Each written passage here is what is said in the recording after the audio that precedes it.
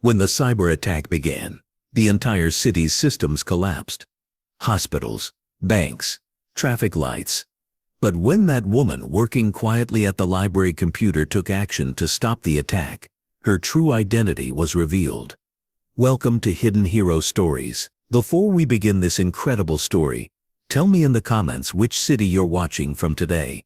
And if you believe stories like these hidden heroes need to be told, hit that subscribe button and help us keep these stories alive. The Chicago Public Library was a historic building located in the heart of the city. Founded in 1897, this magnificent structure had been serving thousands of people for over a century. Spacious reading rooms, high ceilings, classic architectural details, and of course millions of books. Working in this temple of silence was a special privilege. Emily Watson was a 45-year-old, medium-height, red-haired, green-eyed, quiet woman. She always dressed neatly, tied her hair back, and wore her glasses, the classic librarian look. Emily had been working at the Chicago Public Library for 20 years. Every morning she came to work at 8:00, left at 6:00 p.m. Her duties were cataloging books, helping visitors, conducting research, managing computer systems. That was all. Her co-workers respected Sarah, but no one tried to get too close to her. She preferred it that way. Library director Robert Chen said this about Emily. Emily is a great librarian. We've never had any problems in 20 years. She's also very talented with information technology, but she's very private. We don't know anything about her personal life. This was true. Emily wouldn't talk about her personal past. Her co-workers didn't know where she lived, whether she had family, what she had done before. She was just the quiet librarian, who did perfect research, and was proficient with computers. Emily's behavior in the library was remarkable. Her relationship with computers was far above normal level. She would optimize systems, perform security updates, solve network problems. She worked faster and more effectively than the IT department. Emily's computer skills are incredible, said young librarian technician Lisa Rodriguez. Whatever the problem is, she solves it in seconds. It's like she was born inside the system. One of the library's regular visitors, computer science professor Dr. Michael Park, liked watching Emily. This woman is different, he'd tell his students. Network security, system administration, database management. She has expert-level knowledge in every area. She can't be just a librarian. But Dr. Park's observations remained at the speculation level. Emily gave no clues to anyone. Other staff working at the Chicago Public Library. Assistant Director Jennifer Walsh, 38 years old, 15 years experience. Children's Librarian Maria Santos, 29 years old, Children's Book Specialist. And Reference Librarian David Kim, 52 years old, Research Specialist. They all appreciated Emily professionally, but they all wondered about her mystery too. Emily's most striking characteristic was how she behaved when faced with technological problems.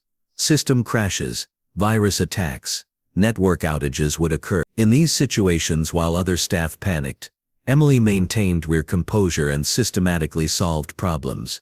Once the library's entire computer network had been hit by a malware attack. While everyone couldn't find a solution, Emily had cleaned the entire system in just 30 minutes, strengthened firewalls, and set up protection systems against future attacks. Emily performed a miracle that day, IT specialist Tom Bradley had said. But I can't understand how she moved so quickly. It's like she had experienced such situations before.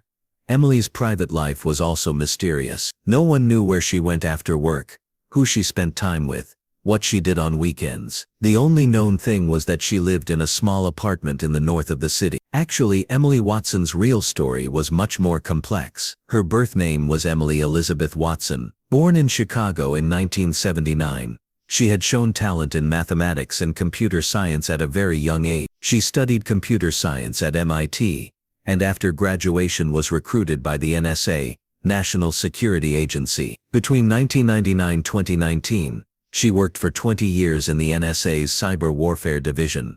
Emily's NSA career was legendary. She started as a cybersecurity specialist, was quickly promoted to cyber threat intelligence analyst, She had top-level security clearance and participated in the most classified operations. Between 2003 and 2019, Sarah played a role in the U.S.'s most critical cyber defense operation, stopping foreign cyber attacks, protecting critical infrastructure, infiltrating enemy networks, developing cyber warfare tactics. She specialized in every field.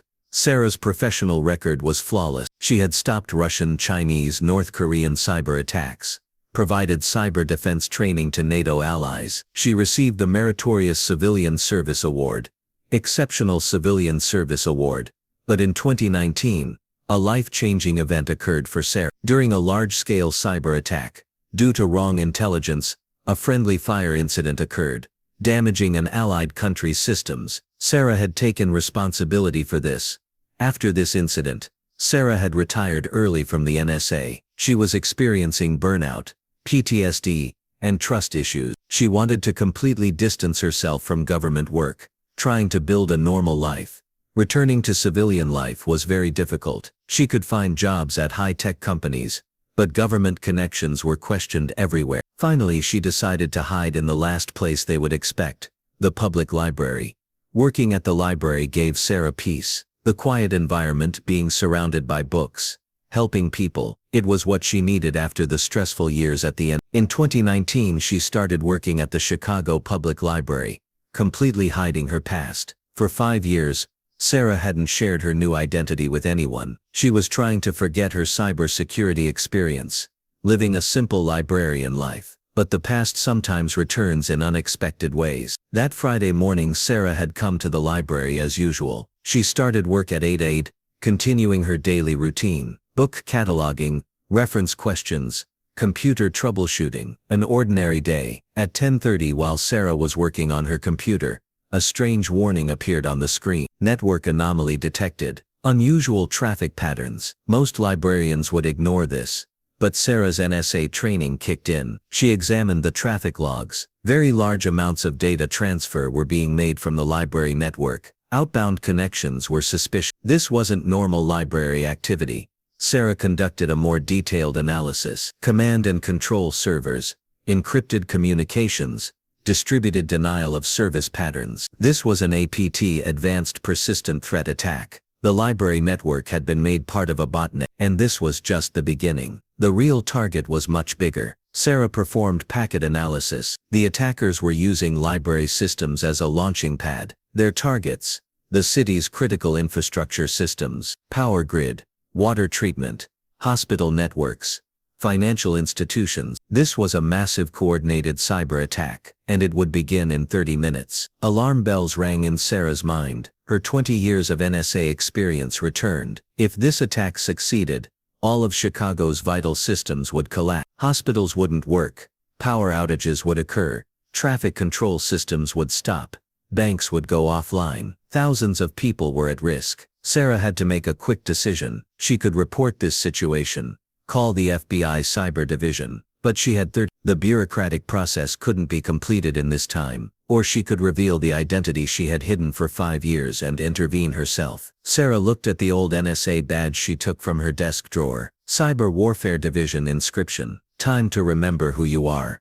She took action. From the library computer, she activated the advanced cyber warfare tools she had learned in NSA training. Secret backdoors, encrypted channels, deep web access. She analyzed the attacker's command structure. Multi-vector attack, ransomware, DDoS, data exfiltration, infrastructure sabotage. Very sophisticated operation. Sarah prepared a counterattack plan. She would reverse engineer the botnet, neutralize CNC servers, isolate malware, protect city system. But while doing this work, she could no longer be normal librarian Sarah Mitchell. She had to be NSA cyber warfare specialist, Sarah Elizabeth Mitchell. At 11 HUD, the attack began. Fluctuations started in Chicago's power grid. Power outages began to occur. Hospital systems gave warning alarms. Traffic lights began showing random patterns. Bank ATMs started going offline. The city was slowly being dragged into chaos. Sarah was fighting quietly at the library computer. She appeared to be working like a normal librarian,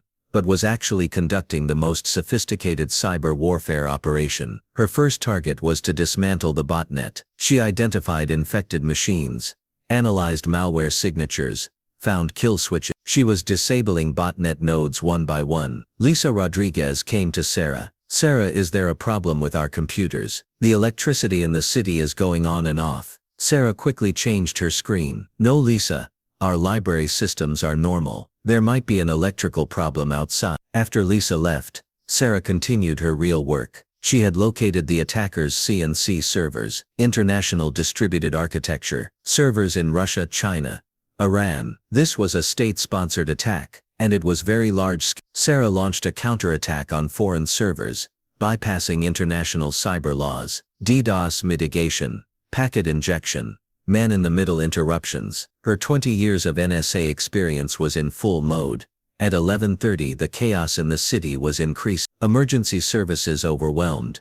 Hospitals had switched to backup power. Financial transactions had stopped. But Sarah was making progress. She was beginning to infiltrate the attacker's main command structure. Director Robert Chen came to Sarah's desk. "Sarah, do you have any idea about these technology problems in the city? You're an expert on computer matters."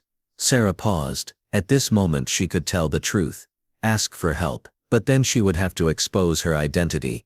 "Robert, probably large-scale system failure. The city IT department will handle it." After Robert left, Sarah entered the critical phase. She was trying to disable the main CNC server, but the attackers had activated defense mechanisms. A real-time cyber battle was taking place. Sarah was changing attack vectors. Attackers were taking countermeasures. This was high-level cyber warfare. At 12 hours, a breakthrough occurred. Sarah had managed to crack the attacker's encryption key. She had gained full access to the main command system. Now she could reverse the attack. Sarah systematically dismantled the attack. She deactivated malware, shut down the botnet, began restoring city systems. 15 minutes later, systems in Chicago began operating normally. Electricity was restored. Hospitals switched to normal power. Traffic lights began working. Banks came online. The attack had been stopped. But Sarah's work wasn't finished. She needed to trace the attacker's identity, prevent future attacks, collect evidence. 2 hours later, Sarah had prepared a comprehensive report. Attacker's profile, techniques used, compromised systems, countermeasures. Everything was detailed documentation. But who would she give this report to? If she sent it to the FBI, her NSA background would be revealed. If she wanted to protect her identity, she had to give an anonymous tip. At that moment, FBI Cyber Division agents came to the library. Lead agent Jennifer Martinez and specialist David Park. They were gathering information about the cyber attack in Chicago. This attack was very sophisticated, Agent Martinez said while talking to the library staff. Professional-level cyber warfare techniques were used. "We don't know who stopped it, but they were very skilled." Sarah was listening quietly. She could intervene, share her information. But then, Agent Park approached Sarah. "Ma'am, are you responsible for IT systems here?" "Partially. I handle library computers." "Did you notice any network anomalies during this attack?" Sarah hesitated. "Tell the truth, or protect her cover." "Agent Park, I noticed strange traffic patterns in our library systems. When I analyzed, I realized it was part of an external attack." Agent Martinez approached with interest. "What kind of analysis?" Sarah had to be careful. Giving too much detail would expose her expertise level. "Basic network monitoring. Traffic volume was abnormal. There were suspicious connections." "Can you share this information with?" Sarah gave a sanitized version of the basic report she had prepared. She had hidden advanced techniques, showing civilian-level knowledge. Agent Park examined the report. "This is quite detailed. Do you have an IT background?" "Computer science degree. I also do system administration at the library." The agent seemed satisfied. Sarah's cover remained protected. The next day, Chicago media covered the cyber attack. "Unknown cyber hero stops massive attack." It was written that a hacker whose identity was unknown had saved the city. Sarah continued her normal routine: book cataloging, reference questions, system maintenance, as if nothing had happened. But the atmosphere in the library had changed. Staff members were more aware of Sarah's technical skills. Lisa Rodriguez talked to Sarah. "Sarah, when you were talking to those agents yesterday, you looked very professional. Are you really just a librarian? Sarah laughed. Lisa, I've been working here for 20 years. Of course I've gained experience in computer matters. But you're it's like you've done these things before. Sarah felt uncomfortable. She was starting to attract attention. Days passed. Sarah tried to keep a low profile, but internally, she felt the satisfaction of having used her NSA skills again. A week later, there was another FBI visit to the library. This time Senior Agent Michael Torres came for a detailed investigation of the Chicago cyber attack. Miss Mitchell, Agent Torres said, the technical report you provided was very impressive. This level of analysis requires advanced expertise. Sarah was alarmed. Agent Torres, I just did basic network monitoring. Ma'am, the terminology and analysis depth used in this report is at professional level. Can I get more information about your previous experience? Sarah was in a dilemma. Continue lying, or tell a partial truth. Agent Torres, I studied computer science in college. I worked briefly in the IT industry, then moved to a library career. Which company did you work for? Various consulting firms. It was a very long time ago. Agent Torres looked suspicious, but had no evidence to prove. That night at home, Sarah evaluated the situation. The FBI was starting to pay attention. Her identity was at risk.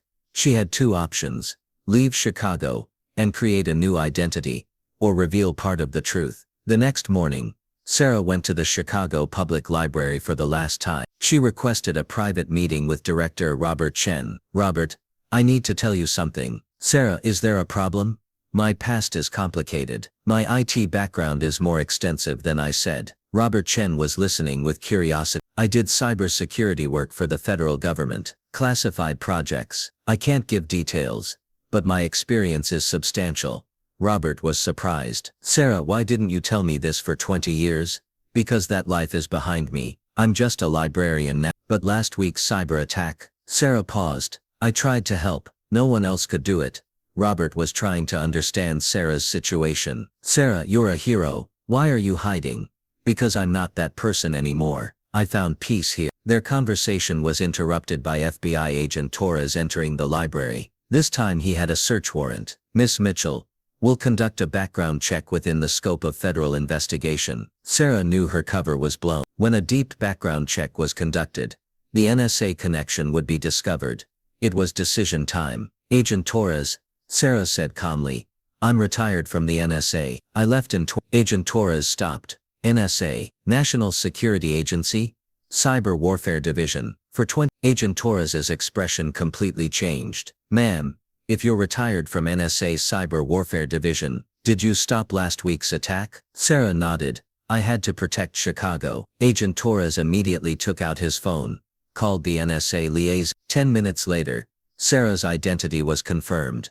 Miss Mitchell, or Agent Mitchell, your NSA record is impressive. Why were you hiding in the library? Because I wanted to be retired. I wanted to live a normal life. That afternoon the FBI director called Sarah from the Chicago office. In coordination with the NSA, Sarah was offered a consultant position. Ma'am, your skills are a national asset. Would you consider working on a part-time basis? Sarah thought carefully. She had lived a peaceful life but last week's incident showed that her skills were still valuable. Limited basis, emergency situations only, and my identity will remain protected. Agreed. On her last day at the Chicago Public Library, Sarah said goodbye to her colleague. She couldn't tell the full truth, but gave a career change explanation. Lisa Rodriguez was upset. Sarah, you're irreplaceable. Why are you leaving? Lisa, new opportunities, but I'll miss you. Robert Chen made a private farewell. Sarah, you're a legend. You protected our library and our city. Sarah smiled. Robert, I just helped. Someone else would have done it. No, Sarah. No one else could have done it. You're special. Months passed. Sarah settled into her new life. Part-time federal consulting, part-time private cybersecurity work, but still quiet, still humble. Local news occasionally reported mysterious cyber attack preventions. Always anonymous hero. Sarah preferred it that way. One day, a young computer science student named Amy Park visited the library. She was looking for cybersecurity resources for a research project. Excuse me, she said to reception. I heard about a former librarian who was an expert on cyber warfare. Sarah Mitchell? The receptionist smiled. Sarah doesn't work here anymore. but she's a legend. She saved the city from a cyber attack. Amy was impressed. Really? How can I find her? I don't know, but there are quiet heroes like her everywhere. You just need to notice. Today Sarah Mitchell continues living in Chicago. She's no longer a librarian, but still serving the community. Silent guardian against cyber threats. Her identity is known by a select few, but for the general public she's still anonymous. And Sarah prefers it that way, because real heroes don't seek recognition. They just protect people, in whatever capacity possible. As Hidden Hero Stories, we ask, have you met someone like Sarah? Someone with extraordinary skills hidden in a quiet background? Have you appreciated people who use their technology expertise for different purposes? Share in the comments, because there are many people like Sarah Mitchell in our communities, doing humble service but carrying incredible backgrounds. Don't forget to subscribe, because real heroes don't seek recognition. They just continue protecting, wherever needed. Until we meet in the next story. Until then, pay extra attention to the ordinary looking people around you. Maybe they're protecting you in ways you never realized.